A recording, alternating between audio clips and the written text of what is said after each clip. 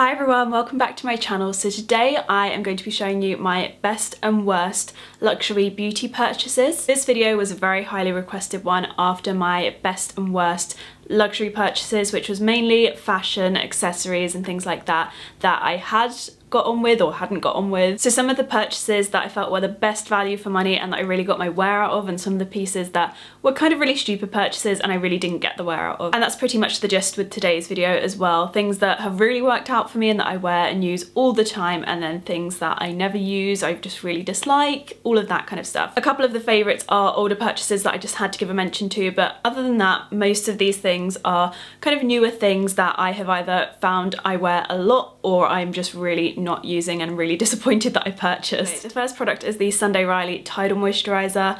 I bought this when it launched a couple of months back. I think it was April, March? I think it was April, but I've been using this for quite a while. I now have backups of this, and one that lives in like my suitcase because I travel so much at the moment, one that lives on my dresser, and then a backup one for whenever because I love this stuff so much. It's called the Brightening Enzyme Water Cream, and it is basically like a gel moisturizer. It's super like gooey and just like slides about, but this is so hydrating, and I have very dehydrated skin. I just have a really hard time getting enough water into my body, and I find that I have like lots of dehydration lines that form on my face, and this just completely counteracts all of that, and it makes my skin feel so nice. My makeup goes on so smoothly, and I just cannot rave about this enough. It is super pricey, but for this product, like for my skin's needs, I just absolutely love this and would repurchase it again and again and again, and it's as I already have. I just get so much use out of them, and you don't really have to use a lot either. Like I use this every single day, morning and night,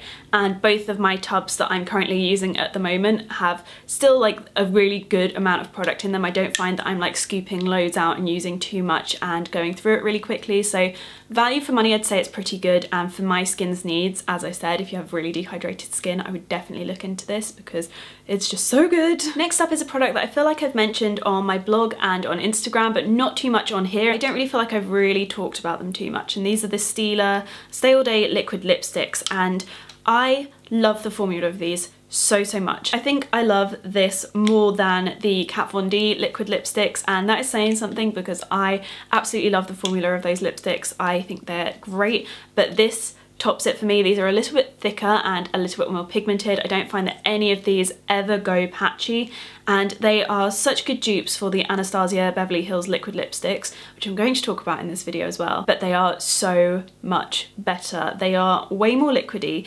and they just, you can build them up. You don't ever get like them going cloggy. They are just my ideal liquid lipstick formula. They last forever. The pigmentation is so good. They are so creamy when they go on. They're not uncomfortable. I can layer them up. I can wear them all day. They are just amazing. And my favourite colour that I wear basically in all of my videos at the moment is Caramello, and this is just absolutely gorgeous. It's a really good dupe for Anastasia Beverly Hills Pure Hollywood. Such a good dupe for that. And this is basically what I wear all the time at the moment. I've got it on today with, what have I got it on with? I've got it on today with Tanya Burr's Martha Moo. I've got a combination of these. This is basically the base and the centre colour, and then this is like the outside and blended in and over and everything. Next I've got a hair care favourite, which is such an oldie. If you've been reading my blog for like maybe 3 years, you will have seen this a very long time ago. This is the Bumble Full Form Thickening Mousse. I can never say this. This is the best thickening hair mousse I've ever tried. It doesn't make your hair too dry or crispy, and it just is really lightweight but so volumizing, and it actually gets more and more volumizing as your hair produces more oil, and I find it actually helps my hair in terms of like the longevity between washes.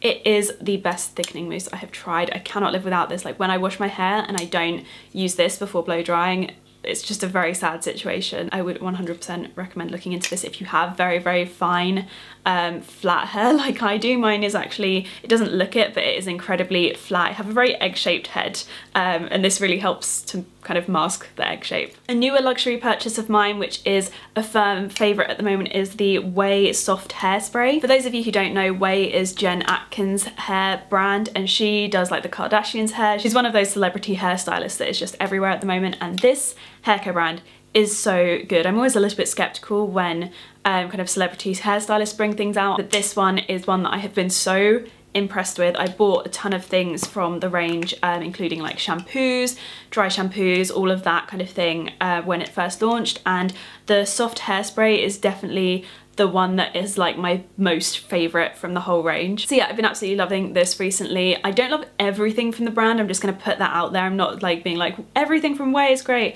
but this is definitely one of those luxury purchases that I've made recently that I'm like, yes, this was a good luxury hair care purchase. So yeah, that is another hair care one. And then I have a foundation which is an oldie, but it's one of those ones that I just feel like I would repurchase again and again, and it's one that I keep going back to. There are very few foundations that I go back to again and again and that stop me kind of trying new foundations, and at the moment I'm so happy just using this one. It's the Charlotte Tilbury Magic Foundation. The coverage is amazing. You can do like a really lightweight coverage. I've gone for like a lighter layer today and then kind of use more concealer where I need it, but I can also do a really buildable kind of heavy foundation and it just looks great. I can build and build and I don't find that it ever looks cakey. Yeah, I don't really know how much more I can rave about this, but it's just one of those things that I purchased. I had a sample of it when it first launched back in March, like a little pot, which was a top secret pot. Had no idea what it was, but I knew I loved it. And the second it launched, I went out and bought myself a bottle because it has just become my holy grail favourite foundation now. It's a year on, I'm still using it, I'm still loving it.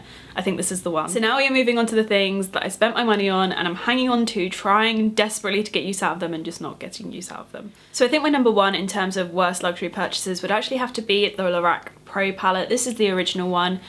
On the surface, looks beautiful. Has a couple of shades that I wouldn't use, but I didn't let that deter me from purchasing it.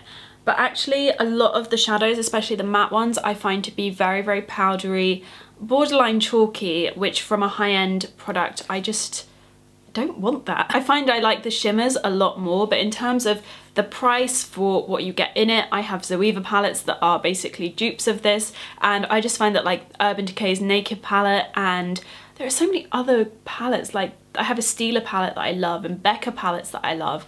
They are so much better than this in terms of the quality. I just keep hanging on to it, trying desperately to get the use out of it, because when you spend money on something, you just want to make sure that you're getting the use out of it, and I really haven't with this one. It's been quite a disappointment. So in terms of luxury purchases, I just haven't got the use out of this one, and it was a really bad luxury purchase on my part. It's not the most tip-top of like luxury purchases, but it definitely is up there with one of my least used luxury products, and that's quite sad. Before I go on to the next product, I just want to note that there aren't loads of super luxe products in this kind of like worst section, and that is because a lot of the products that I've previously bought and been disappointed by that are super expensive, I've already talked about in disappointing products videos. So these are just some more recent ones that are still like high-end luxury beauty products that I just haven't mentioned yet. So there's no like really high-end brands in this because I just haven't bought anything like that recently. But if you want me to carry on doing these and turn these into a little bit of like best and worst disappointing products type videos,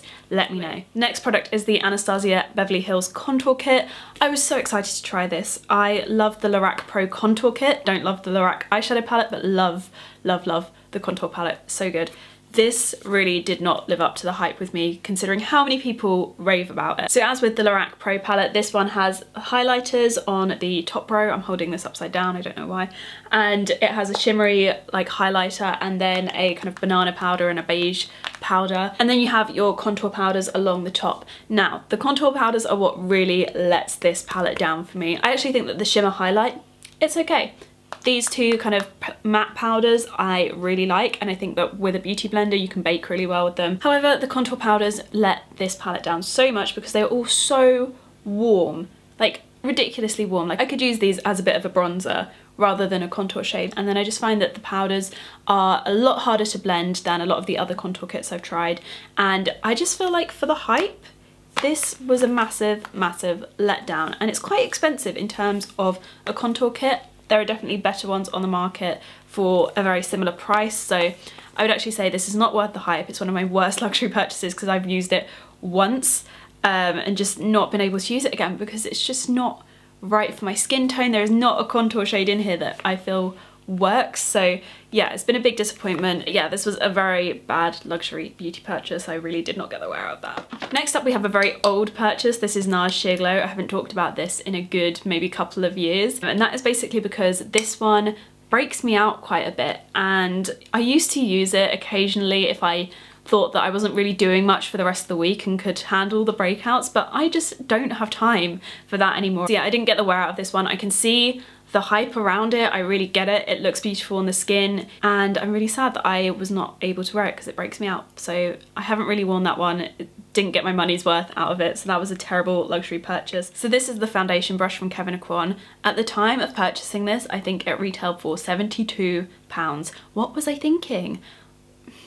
This probably costs more now due to inflation, but for me, this was a really terrible brush purchase because it is so thick. It basically eats up all of your products, and that means you use your foundation up faster, and it basically only really works. It like gives the most flawless finish, but only when the brush is super clean. The second this eats up too much product, it starts to like, I just find that it doesn't really apply that well to my skin. And I just think for an everyday foundation brush, this is not what you want to be applying your foundation with. You don't want something that's going to go cakey on the brush really quickly and that's going to need washing every single day. That is definitely not what I want from my brushes. It also works a lot better in stippling motions. I find that you can't really move it about too much on the skin in like circular motions, so if you do that, you can do it, but you are dragging your skin and that feels horrible. So it takes a lot longer to apply your foundation because you're going in stippling motions.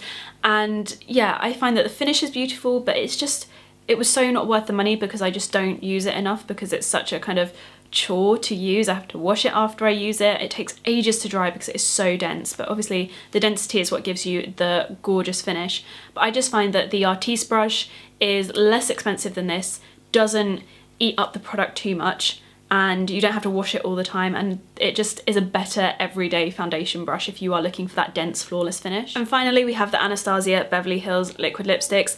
I bought so many of these off of Sephora because I was just dying to get my hands on them. I'd seen so many people rave about them, so many of my friends absolutely love them, and I was really disappointed with these. The colour selection is beautiful and the packaging itself is beautiful, but the formula of these in terms of liquid lipsticks are not for me. They are a lot thicker, which means they're a lot more pigmented, and that's great, but I do find you get even more of a line around the center of your lip with using these, and they also don't build up well at all. And because of that, I find it really hard to wear these for a full day. Like maybe if I sat down to film, I might wear one of these because I'm only wearing it for a little while and then I can take it off after.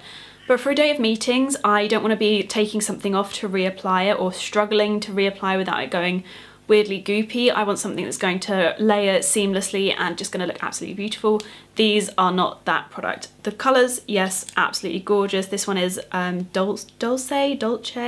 It's a gorgeous pink colour. It's so beautiful. In terms of the colours, they are great, but I do find that there's a lot of the Stila liquid lipsticks that are dupes. This one from Stila, which is Rico, is actually a dupe for the darker plum shade in Anastasia Beverly Hills. They have like basically identical colours that run throughout a lot of the range. So I would highly recommend looking at Stila if you are in the UK and can't get a hold of Anastasia Beverly Hills. So yeah, looks gorgeous, but I just can't get the everyday wear out of it. And these are more pricey liquid lipsticks. So for the price, I would just expect to be able to have daily wear out of these. So that is it for my most recent best and worst luxury purchases. I really hope you guys enjoyed this video. Please let me know if you would like to see more of these going forward. I would be so happy to do that. I love being able to tell you my favourite kind of recent best luxury purchases, but also being able to tell you my not so favourites. I secretly enjoy talking about things I don't like. So make sure you let me know, and also let me know in the comments as well what your best and worst luxury purchases have been recently in terms of beauty. I absolutely love reading these. I love reading these on